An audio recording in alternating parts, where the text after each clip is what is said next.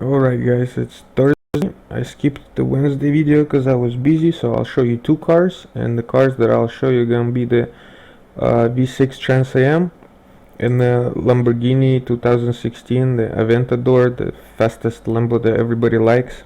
Anyway, until then I want to talk about the engines.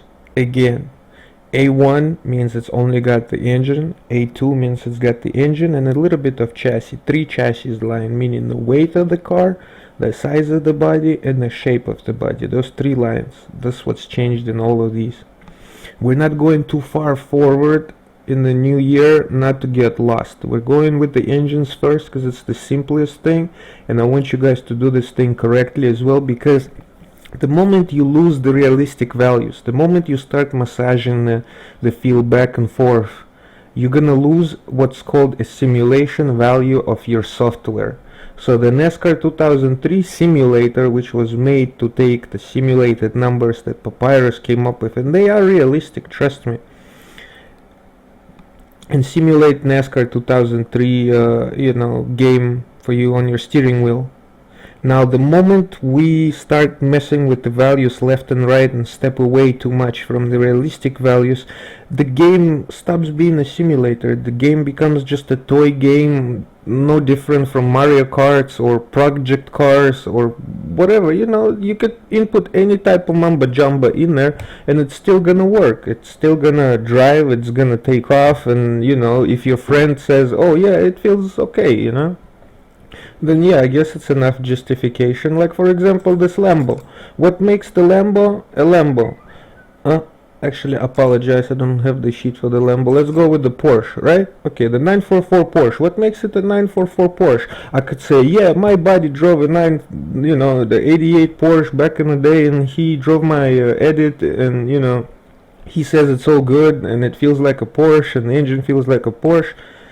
The moment you do that, the software that Papyrus makes loses its simulation value. You're not doing anything wrong, but the software loses pretty much. It's a loss on the software part because it's made to do way greater than things just than to provide Mario Kart experience. I could tell you that.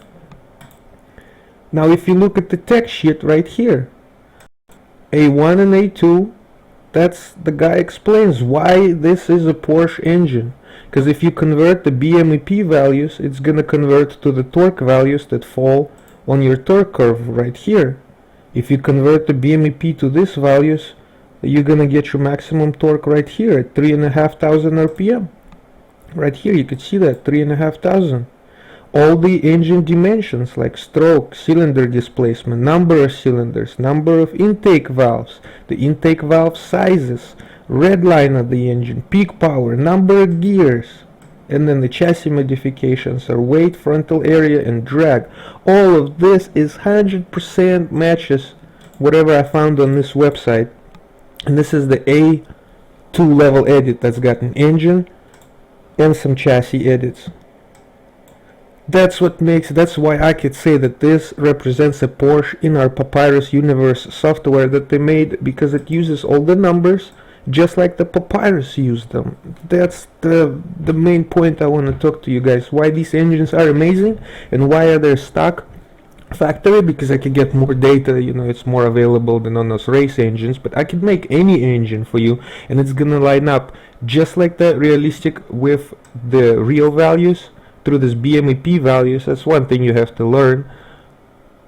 I'm amazed like what Papyrus did and how it's done, and there's so many different ways you could achieve your results, but the way we're gonna go is strictly scientific, because the moment you start massaging and messing around with these values past their points, the simulator loses its value. It's no longer the game that has that Papyrus magic in it. That's why I'm able to reproduce engine sounds without no sound packs. I could make an engine sound like a Formula 1 engine without the sound pack, because the game was made to do much greater things that some of you guys are doing with it. You know, I could get an edit and start messing with these values, you know, one by one or all at once, which would be the worst horrible scenario if you just start messing with all the values at once and you go like, I need more downforce, so let me tweak down the tires, so let me throw down the weight or weight balance because I got spoilers like that, I need to do this. That's not how none of this shit works, guys. This was a little update on Thursday for the engines.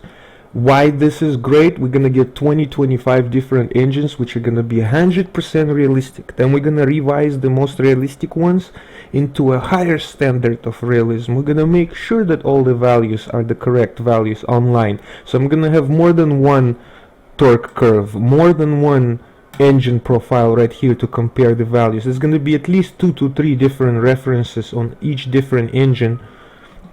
Anyway, engines are great. Realistic values, that's what's important, guys. You know, that's why this project stands up from the rest of the guys, because I see them just messing with the numbers, just trying to get the feel. Oh, it doesn't feel like this, so I'm gonna do this. It doesn't feel like that, so I'm gonna do that. None of you guys have real NASCAR drivers reviewing your cars, and none of you have the actual cars that you're making to drive. If you do, that's a different story. If you are making a Porsche and you actually have a Porsche in real life that you're driving on a daily basis, and you could say, I had to do this in order to simulate my Porsche behavior more that way, that's 100% correct. You gotta test vehicle that way. But if you're just messing with the numbers left and right and throwing them left and right, that's not what we do. And you're gonna see more boring scientific engine videos, but I'll show you guys that this is the way to go. And we're just starting with the engines. We're not messing with chassis too much because it gets really complicated in the chassis section, and you could really lose yourself in the chassis if you do it wrong, and not all the values are known as well. Anyway, this was my angry video on the engines. Make sure if you do something, do it correctly, guys.